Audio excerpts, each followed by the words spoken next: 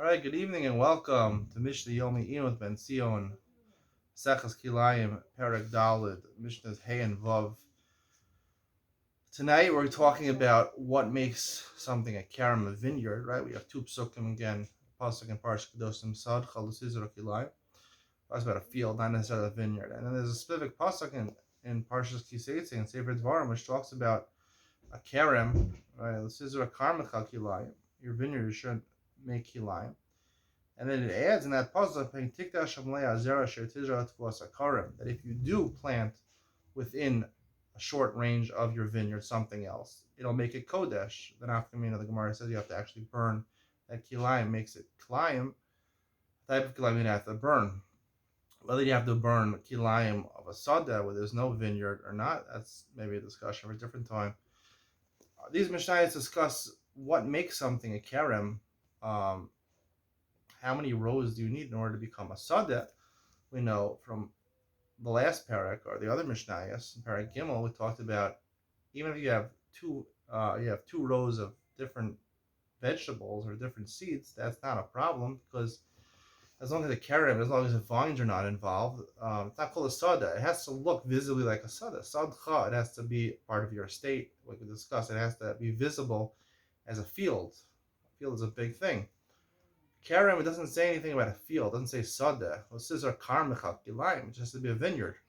A vineyard, the Gemara learns, is that, or the Mishnayos learn, is that only even at five vines make it a vineyard. But it has to be somewhat resembling a sadeh, so it has to be at least two rows, or not. Beisila says it has to be at least two rows, presumably two rows of three. Shura is three normally. The Mishna in Vav says they can even have.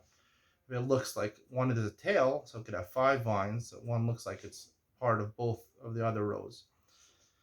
Beishamai says no, as long as you have one row, it could be called a karam. One row of five vines could be considered a karam. So the Gemara knows that the Mishnah says that five vines is the minimal amount to require a karam. And the Mishnah says in Mishnah, hey, there's a practical ramification of what you consider a karam. Beisila says you need two rows, so therefore what practical ramification would be, let's say you had a vineyard, an established vineyard, according to everybody, whatever it was. We know the whole special halacha of a vineyard is you have to be marchik dalet amos. You have to distance 4 amos, let the ground around your karam remain fallow. You can't plant anything else there, only vines. You can't plant anything else, any other plants there, any species there. If you do, it's makdish. So what is it makdish? According to Beit Shammai, it's makdish only the first shura, because one shura, because not only is the karam part of what established it as a karam, but also in paying tikdash hamaleya hazera sher tizra, that sher tizra utfuas akaram.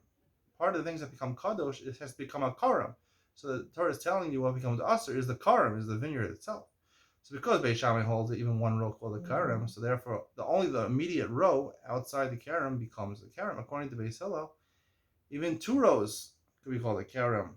Now Tozus Yondu says something very interesting. He says, according to Beis Hillel, we wouldn't say that all of two rows. We wouldn't say the first two rows become a karam. Let's say you have a row of 10 vines and another row of 10 vines. So according to Beit Shammai, the Isser, the Kedusha, that you have to burn the Kilayim is the first row of 10 vines. According to Beis Hillel, it wouldn't say that 20 vines, two rows of 10 vines. We would say only 5 vines. We would say the two, I guess, I don't know in the middle, I don't know how to determine this, but it would be 2 and 3 or 3 and 3 or 6, right? Because the minimal amount for a karam is 6, is 2 rows of 3 according to Beis Hillel. So it comes out a fundamental dispute between Beis Shammai and Beis Hillel what the nature of a karam is over here. What constitutes a karam, a vineyard? According to Beis Shammai, one row of vines already makes that a vineyard. According to Beis Hillel, it's not dependent on it's not really dependent on the rows. Normally, it's just a matter of a structure of having 5 or 6 vines established in the right way in 2 rows or looking like 2 rows. That already constitutes a karam. It's not about a row. It's about 5 vines or 6 vines being grouped together closely. That enough would be a karam. And we come out lakula over here in this case, according to Hillel. Hope you enjoyed.